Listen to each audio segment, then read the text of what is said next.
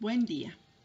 Dentro de nuestro ciclo 1 de formación en casa, hoy hablaremos de la evaluación de los aprendizajes en el marco del programa Todos Aprender. Bienvenidos. El objetivo que nos convoca será el de reflexionar sobre la práctica de evaluación en situación de aprendizaje en casa.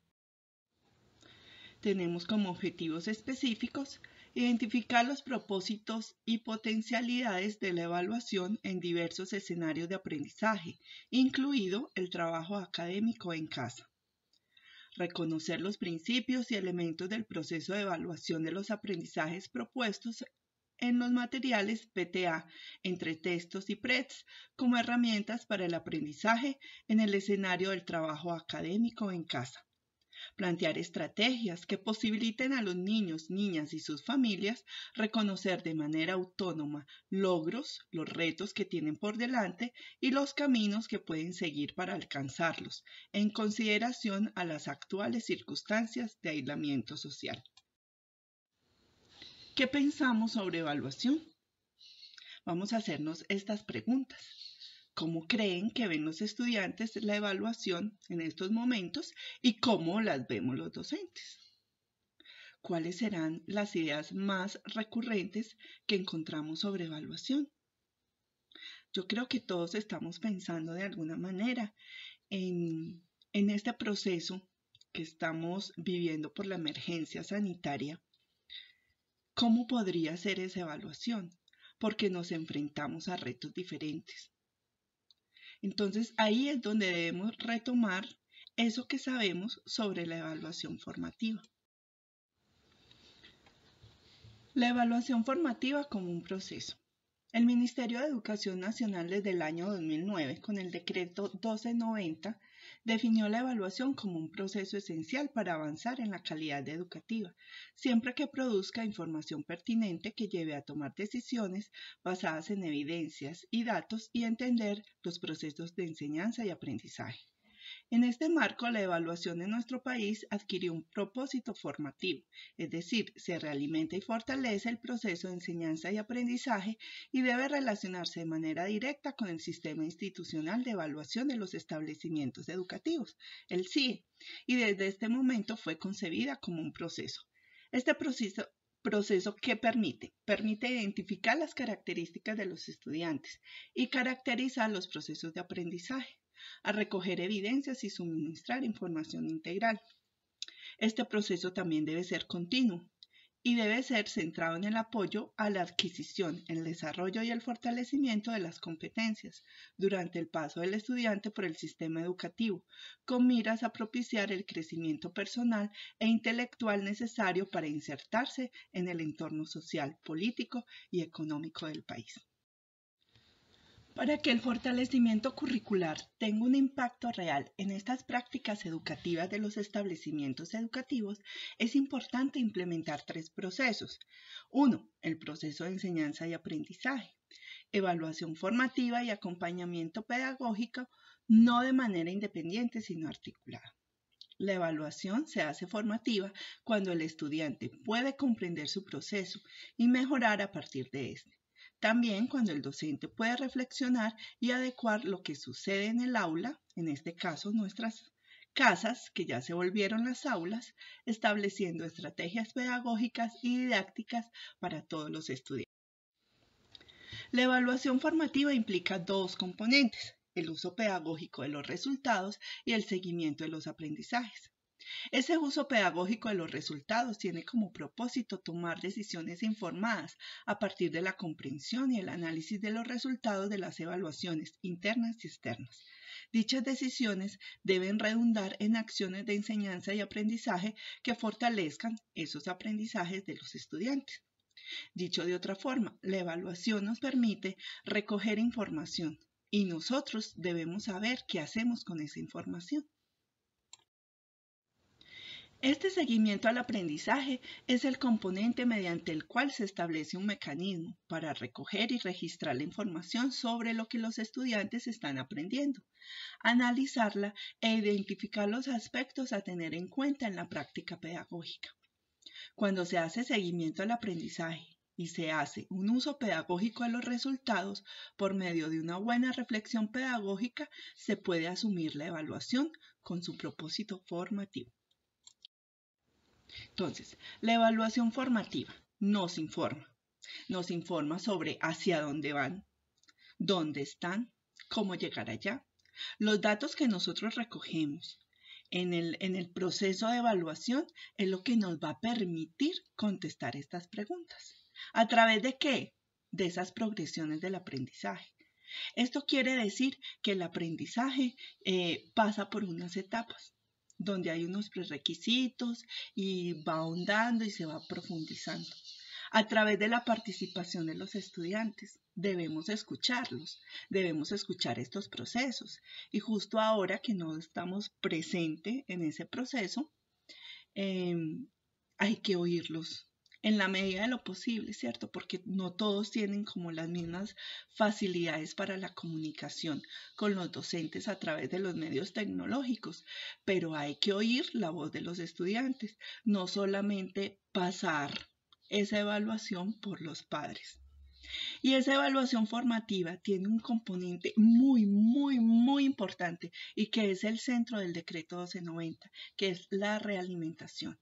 Cuando nosotros recibimos los datos de los estudiantes, es ahí en la realimentación donde se da el proceso de formación. El sector educativo al servicio de la vida, juntos para existir, convivir y aprender. Entonces, en el marco de la emergencia sanitaria por el COVID-19, el Ministerio ha dado algunas orientaciones a directivos docentes y a los docentes frente a la prestación del servicio educativo en casa. Entonces, nos sugieren diseñar actividades educativas que se caractericen por ser flexibles, estratégicas, integradoras y contextualizadas.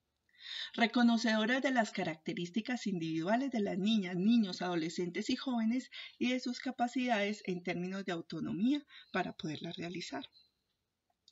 De ser posible, ser desarrolladas con tranquilidad y en los tiempos disponibles. Consciente de las dinámicas de las familias y consideradas con sus condiciones y capacidades para poder cumplir un papel de acompañante al desarrollo de las mismas, de acuerdo con las características y momentos de desarrollo de las niñas, niños, adolescentes y jóvenes y sus circunstancias. Tengamos presente que muchas de ellas tendrán que apoyar a más de un niño y que en ocasiones tendrán la demanda adicional de adecuar otros recursos dadas las condiciones de ellos, discapacidad, talentos excepcionales, entre otros. Entonces, esta situación de aprendizaje en casa requiere gestionar la evaluación de una manera diferente. No es posible pensar en el método tradicional, sino en estrategias que posibilitan reconocer de manera autónoma los logros, los retos y los posibles caminos que pueden seguir para alcanzarlos. Por lo tanto, se recomienda, por ejemplo, hacer explícitas las intenciones de las actividades propuestas. Acompañar y recoger esa información suficiente para orientar la consolidación de los aprendizajes. Valorar la participación y comunicación a lo largo de todo este proceso, así como el diseño formativo. Para apoyar la autorregulación se debe incorporar la autoevaluación, comunicado desde el principio lo que se espera del estudiante. Entonces, es la metacognición. ¿Cómo se alcanza la metacognición en este proceso COVID-2019? De repente con preguntas muy sencillas, ¿cierto? Por ejemplo, miremos esta escalera de metacognición. Hacerle preguntas a los estudiantes. ¿Qué he aprendido? ¿Cómo lo he aprendido? ¿Esto para qué me sirve? ¿En qué otras ocasiones puedo usarlo? Lo importante de la metacognición es esa reflexión que yo hago sobre mi propio proceso de formación. Entonces, si vemos esta evaluación como un proceso continuo, se fortalece entonces el vínculo de enseñanza y aprendizaje. Entonces, por ejemplo, no se trata de poner actividades por actividades y mantenerlos ocupados, sino que ellos también disfruten de todo su proceso. Si de la evaluación hacemos un ejercicio continuo, no hay razón para el fracaso, pues siempre llegaremos a tiempo para actuar e intervenir inteligentemente en el momento oportuno. Bueno, algunos elementos que contribuyen a este proceso de evaluación. Entonces, ¿cuáles son las ayudas que nosotros tenemos a las manos? Nosotros nos hemos preguntado, ¿qué voy a enseñar? O sea, ¿cuáles son esos contenidos más importantes? Porque sabemos todos que hay que privilegiar unos temas sobre otros. Las mallas de aprendizaje pueden ser de gran ayuda para podernos orientar en este proceso. Entonces, ¿qué son las mallas de aprendizaje? Son un recurso para la implementación de los derechos básicos de aprendizaje, que permitirá orientar a los docentes sobre qué debería aprender en cada grado los estudiantes y cómo pueden desarrollar actividades para este fin. Su propósito es ofrecer una herramienta pedagógica y didáctica a los establecimientos educativos y a estos docentes para favorecer el fortalecimiento y la actualización curricular. Está centrada en los aprendizajes de los estudiantes grado a grado. Estas mallas de aprendizaje están enfocados a los grados de primero a quinto y contienen tips de evaluación formativa, de uso de materiales y de competencias ciudadanas, entre otros. En ellas encontramos, entre muchas otras cosas, qué aprendizajes deberían traer mis estudiantes del año anterior y cuáles tendrían que desarrollarse a lo largo de este año. Nos aportan además las progresiones del aprendizaje con relación a los años anteriores, años siguientes y entre periodos.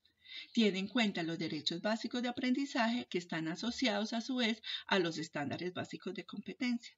Y si nosotros vemos nuestros planes de área, ellos están asociados a su vez a los estándares básicos de competencia y a los derechos básicos. Entonces, las mallas de aprendizaje vienen a ser un elemento que contribuyen a este proceso. Porque evaluar no solamente es evaluar al estudiante, hay que evaluar también el material que nosotros le llevamos al estudiante. Entonces, las mallas de aprendizaje me aportan también, frente a la pregunta ¿qué deberían aprender?, qué aprendizajes previos requieren para llegar allí, qué aprendizajes puede impulsar a los niños con capacidades excepcionales. Entonces, miremos aquí, en esta infografía, nos aparece, están el grado cuarto, el derecho básico asociado, al derecho básico que nosotros vamos a ver y al derecho básico que ellos van a ver en el siguiente grado. Entonces, ¿cuáles son los posibles usos para estas mallas de aprendizaje? Nos permiten identificar y construir rutas de nivelación, responder interrogantes conceptuales y didácticos, trazar rutas de aprendizaje flexible en línea con los distintos ritmos de aprendizaje y los ciclos de los estándares básicos de competencia. Identificar algunos conocimientos y habilidades de dificultad frecuente y estrategias para abordarlos, así como plantear estrategias de evaluación, diferenciación y desarrollo de competencias ciudadanas. A su vez, nos permiten realizar el diseño curricular en el marco de esta autonomía institucional.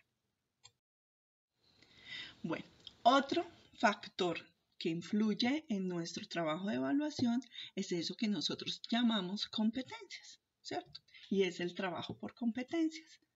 Pero recordemos que es una competencia. Entonces, una competencia es la capacidad de integrar conocimientos, habilidades y actitudes de una manera práctica para resolver problemas y reaccionar de forma apropiada en una variedad de contextos y situaciones. En otras palabras, es la integración y aplicación de los conocimientos teóricos y prácticos en entornos fuera del contexto académico. Entonces, este aprendizaje por competencias implica un juego, por así decirlo, una unión entre ese saber conocer que implica el ámbito cognitivo, un saber ser que incluye actitudes y competencias sociales y un saber hacer que implica dominios, técnicas y métodos. ¿Cuáles serían entonces esos principios de la enseñanza de las competencias del siglo XXI? Entonces, son varios principios. Vamos a mirar estos 6 principios. El primero, aprender en colaboración con otros. Sabemos que en estos momentos los niños no tienen un par, no todos cuentan con eso. Entonces, es aprender a colaborarse con el padre de familia. Aprender de acuerdo con las necesidades e intereses propios. Tener esas actividades que para ellos resultan chéveres de hacer, que les dan alegría, que les apoyan una mirada, les aportan una mirada diferente. Ese aprender haciendo. Aprender con tecnología. Sabemos que muchos no tienen los elementos tecnológicos que quisiera que tuvieran nuestros estudiantes, pero con lo que ellos tienen pueden realizar de alguna manera lo que estamos haciendo ahora, las guías, poder ver un videíto, poder explorar otras cosas que de pronto en el aula no teníamos la oportunidad de hacerlo. Conducir el propio aprendizaje.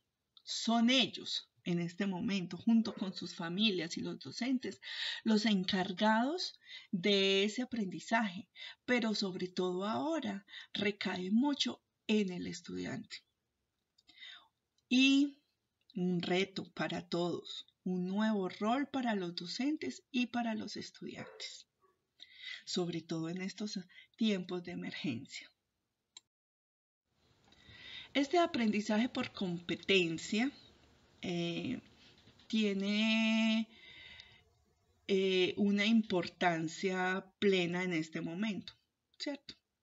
Entonces vamos a mirar cómo se reconoce una competencia.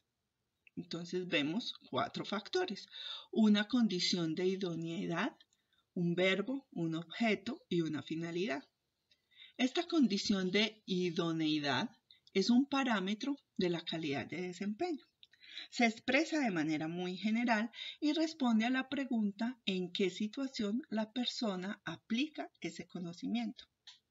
¿Cómo debe ser el verbo cuando nosotros utilizamos este lenguaje por competencias? Debe ser conjugado en presente del indicativo.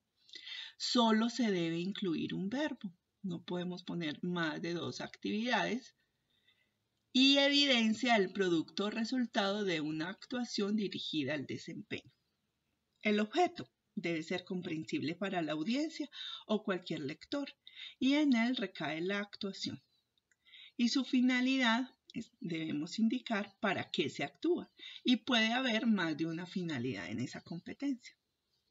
La importancia del aprendizaje basado en competencia radica en que este sistema se centra en la demostración del aprendizaje adquirido de acuerdo al ritmo de cada estudiante y sus habilidades. Lo importante no es solo si los estudiantes aprendieron los contenidos, sino también cómo y cuándo utilizar estos contenidos para resolver problemas reales o para arreglar situaciones del mundo profesional. Esta combinación sirve para desarrollar capacidades cognitivas superiores, tales como el análisis, el pensamiento crítico, la creatividad, el juicio científico, etc., y favorecer el desarrollo de aspectos afectivos, como valores, actitudes, habilidades interpersonales, comunicativas, de liderazgo, de compromiso, entre otras. ¿Cuáles son las competencias? Esa es la pregunta que nosotros nos hacemos cada vez que nos sentamos a hacer una guía. Entonces, ¿qué nos dice el ministerio? El ministerio nos da unas competencias básicas. Nos da 4. Esas competencias básicas constituyen uno de los parámetros de lo que todo niño, niña o joven debe saber y saber hacer para lograr el nivel de calidad esperado a su paso por el sistema educativo. Esas 4 competencias básicas son las competencias científicas, las competencias ciudadanas, las competencias comunicativas y las competencias matemáticas. Bueno, ¿qué son esas competencias científicas? Pueden ser naturales y sociales.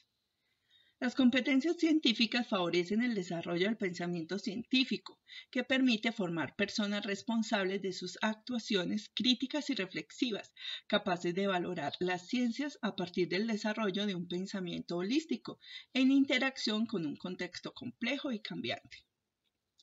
Las competencias ciudadanas forman a las personas para que puedan usar sus habilidades, ya sea cognitivas, emocionales o comunicativas, y sus conocimientos de manera flexible y proponer alternativas creativas y novedosas para la resolución de los problemas individuales y sociales de manera cada vez más inteligente, comprensiva, justa y empática. Las competencias comunicativas.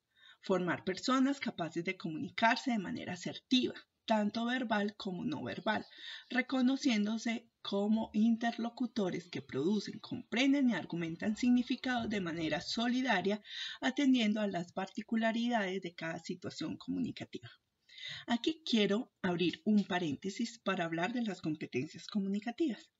Las competencias comunicativas son nombradas a nivel general todo lo que nosotros trabajemos con el lenguaje. Incluye inglés, pero también hay unas competencias específicas frente a estas competencias comunicativas. Esas competencias específicas del área del lenguaje son la competencia interpretativa, propositiva y argumentativa. Pero también nos ofrecen en los lineamientos curriculares del área del lenguaje otras 7 competencias. Entonces, a veces cuando nosotros estamos buscando por información sobre las competencias, nos podemos ver que existen otras competencias. El título Competencias comunicativas abarcaría estas competencias que voy a exponer. Abarcaría la competencia gramatical o sintáctica, la competencia textual, la competencia semántica, que es la que tiene que ver con los significados, la competencia pragmática o sociocultural, que tiene que ver con el uso del lenguaje en un contexto, la competencia enciclopédica, ese saber de todo que me permite a mí estar en juego con un texto, la competencia literaria y la competencia poética. Tenemos entonces la última competencia que da el ministerio a nivel general y es la competencia matemática. Esa competencia matemática favorece la capacidad de formular, resolver y modelar fenómenos de la realidad, comunicar, razonar y comparar, ejercitar procedimientos para favorecer la adquisición de conocimientos, habilidades, actitudes y comprensiones del pensamiento matemáticos, relacionándolos entre sí para facilitar el desempeño flexible, eficaz y con sentido. Entonces tenemos ahí que una de competencias, por ejemplo, que se evalúan en las pruebas saber sería la ejercitación, el razonamiento y la comunicación matemática. Entonces, ustedes cuando encuentren dentro de las competencias matemáticas, comunicación no es que tenga que ver con lenguaje, o bueno, sí, porque es cómo me comunico yo matemáticamente. Bueno, sin embargo, si seguimos ahondando, también se hablan de otras competencias que complementan esas 4 básicas competencias anteriores y se amplía mucho más el espectro. Entonces, no solo tenemos esas 4 que teníamos antes, sino que le agregamos otras 5 para que se conviertan en 9 competencias. Entonces, ¿cuáles son esas 9? La competencia en comunicación lingüística, o sea, la competencia comunicativa, la competencia matemática, la competencia en el conocimiento y la interacción con el mundo físico, que serían las competencias científicas. La cuarta sería el tratamiento de la información y competencia digital. Una quinta, autonomía e iniciativa personal. Competencia social y ciudadana, que ya la teníamos dentro de las básicas. Una competencia cultural y artística. Una competencia para aprender a aprender y una competencia espiritual. Entonces veamos un ejemplo de cómo se expresarían desde la relación del saber, o sea, el conceptual, del saber hacer, procedimental y del ser actitudinal. Entonces vamos a ver aquí en este ejemplo. Tenemos conceptual, el ciclo del agua. ¿Cierto? Entonces, eso haría parte de una competencia científica. En su aspecto conceptual, que es la del saber, el ciclo del agua. Se pone el concepto que vamos a trabajar. En lo procedimental, observa su entorno para ubicar los lugares en los cuales se encuentra el agua. Y en lo actitudinal, valora la importancia del agua.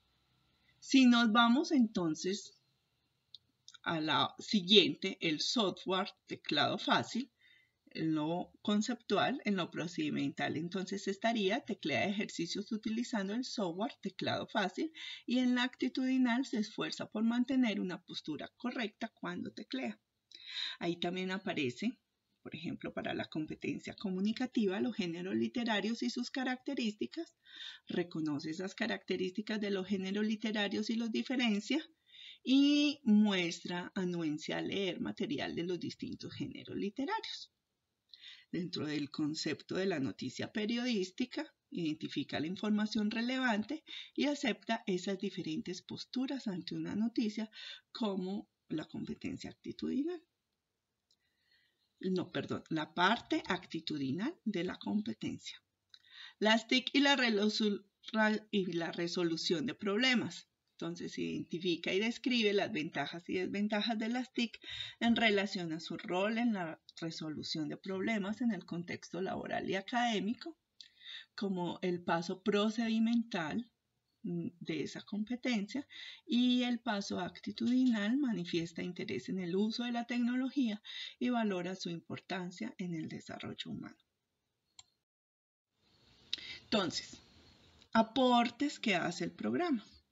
Desde el material del programa y del MEN, vamos a centrarnos en el material de PRETS, en entretextos y en retos para gigantes, que es un texto que va muy bien para esta contingencia. Entonces nosotros, dentro del material de PRETS, hay una parte que es la rejilla de evaluación que me permite ver al estudiante en qué momento está por niveles. Hay un nivel A, B, C, D y E que va en progresión y que me va mostrando esos niveles, ¿cierto?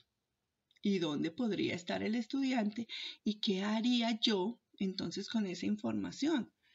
Busco la manera de llevarlo al siguiente nivel. Si vamos a hablar ya de entretextos, entonces tengo que en muchos desafíos ayudan al estudiante a hacer una rúbrica